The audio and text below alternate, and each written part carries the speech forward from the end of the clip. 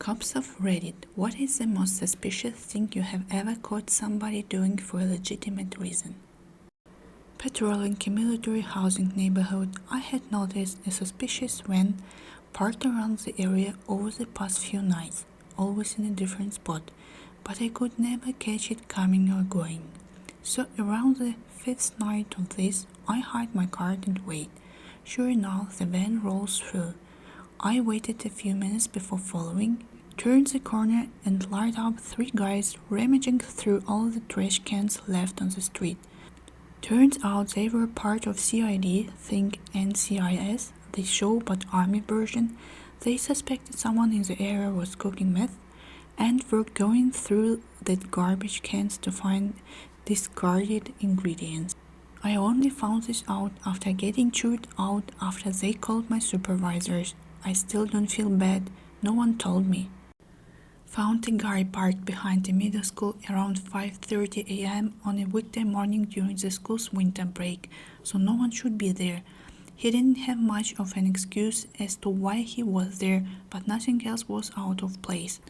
It wasn't until he left and I looked back at where his car was parked that I realized what he was doing. He made a huge pile that just lay on top of the snow, still steaming. Made me laugh so hard. All I could do was kick snow over it and go 10-8, available for calls. Late at night, I saw a dude hauling copper pipe out of a local grocery store after it closed down. Copper theft at the time was super common, so I thought it had a burglary in progress. I stop out, get ready for an easy arrest, ask him what he is doing. He says he was hired to clean the place out. Ask why he is taking the copper.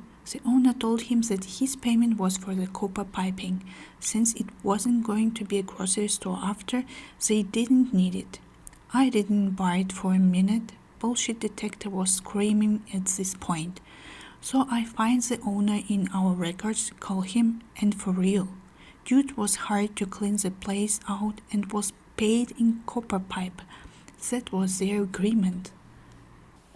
I was just starting on the street around the time Pokemon Go was taking off. So many contacts in the middle of the night that were just people trying to catch Pokemon. Me, ma'am, I noticed you are driving in circles around this closed business at 3 a.m. Person, yeah, there is a herd of Charmanders here and it's too busy during the day.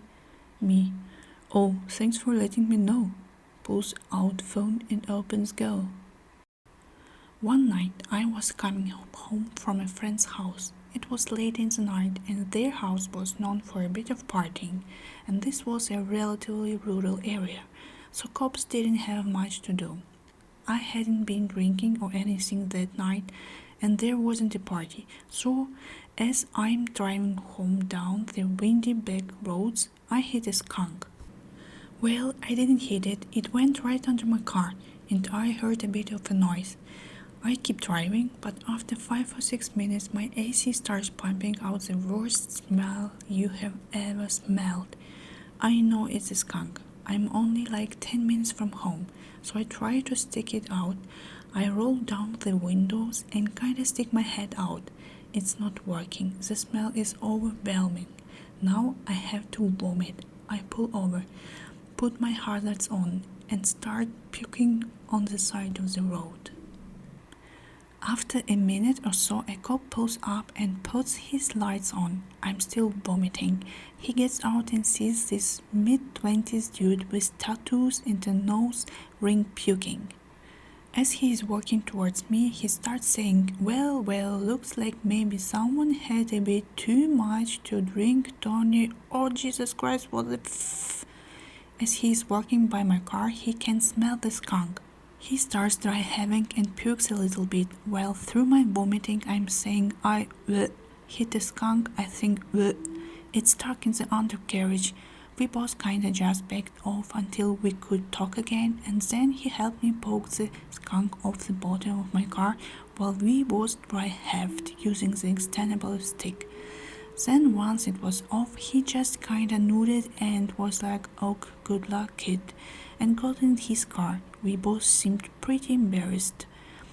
Whoever you were, cop, sorry you didn't get the easy arrest you thought you had, but thanks for helping me get that skunk off my car.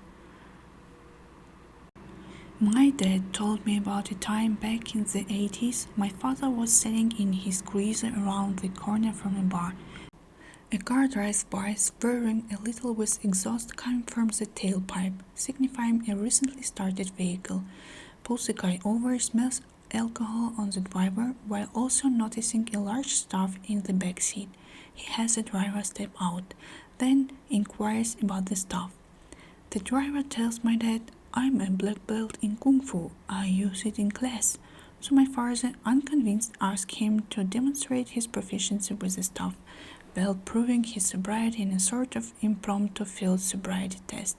The driver puts on a little show for Dad on the side of the road. Dad is enjoying the show, but starts to hear sirens coming from all directions. A passerby had seen my dad on the side of the road in a face-off with a crazy man and stick. Thinking my dad was in need of help, the passerby called the cops.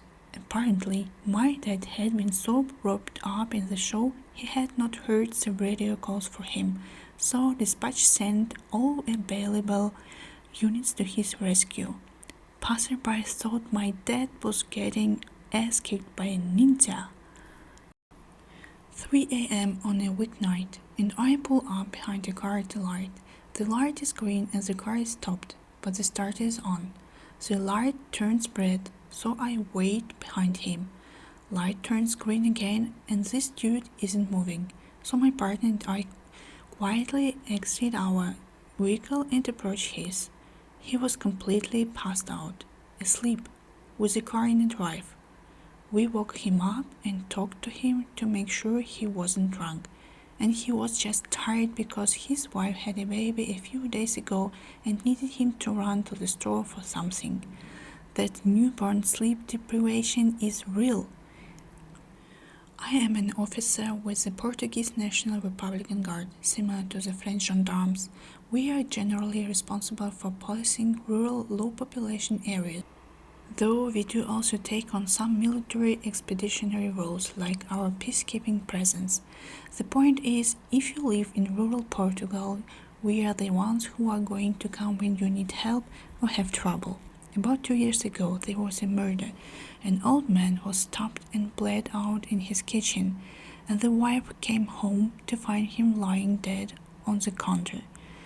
She called 112, 911 equivalent, and I was dispatched along with some colleagues.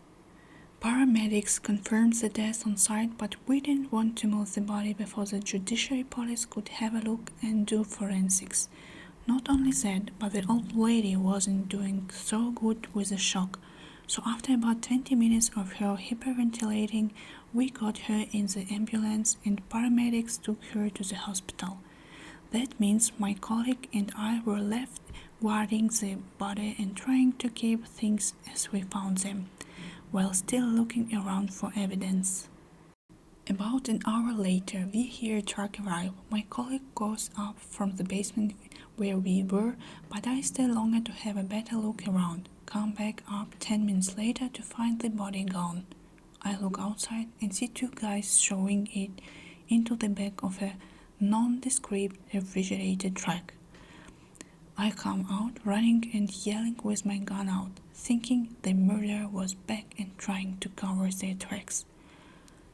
My colleague steps out from behind the truck. Turns out the morgue's vehicle was broken and they were using a rental to transport the bodies. The two guys are sober morgue workers just putting the body in the truck to carry it to the morgue, while my colleague was talking with a third. The judiciary police only came about 2 hours later. I worked midnights, and one night I'm sitting in my cruiser at like 2 a.m. doing paperwork. I see an older model car driving slowly around the area, and then pulls into an abandoned parking lot and parks in the corner by the woods. No lighting. This is for a building that is being torn down.